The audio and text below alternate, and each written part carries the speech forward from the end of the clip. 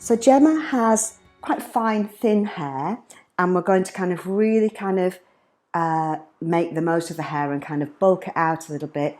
And the first thing to do, because Gemma's hair is quite fine, is we're going to get some mousse in there, and I'm going to blow dry the hair so we can get some quick texture in there. So you can just separate the hair with your fingers all the way from the root through the mid-lengths and down to the ends. Brush through.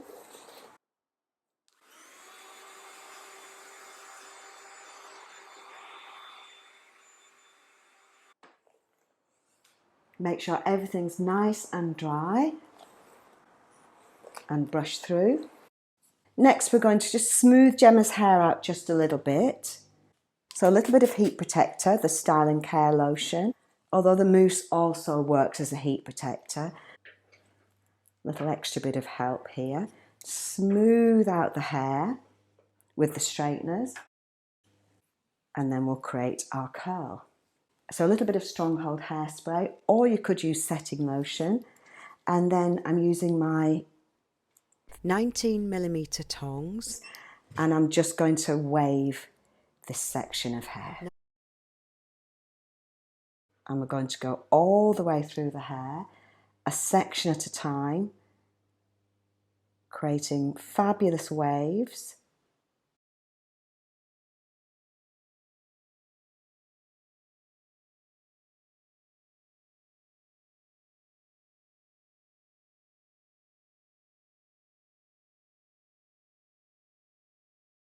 So a little twist. So we're doing beachy waves here. Nice small sections of hair, curling as close as you can to the root and as close as you can to the end of the hair. And we're going to the next section. So we do heat protector, smooth, so we get nice glossy sections, and curl. Now, if your client maybe has kind of hair that curls really well, you'd be able to get away with just using the Style & Care lotion, because you will get a curl that will hold well in that particular hair type.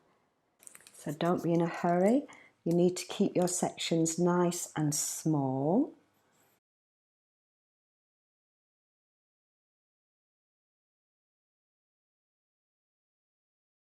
And then we can just smooth through our sections. The prep takes more time than actually creating the style, but it's definitely worth taking your time and getting each of these sections just perfect. So the hair that you've already worked on, if you just sweep it over to the side like that, then it just means you can kind of work a bit easier and a bit quicker with the rest of the hair. But here on the crown, where the sections are going to be seen, you need to take your time and use nice, kind of quite small sections here. And I'm going to do one row all in one direction. So as you go along, if you see any little gaps in the curls, then you're going to create curls to fill in these little spaces. You can just tiny touch of backcombing close to the root to get that root lift.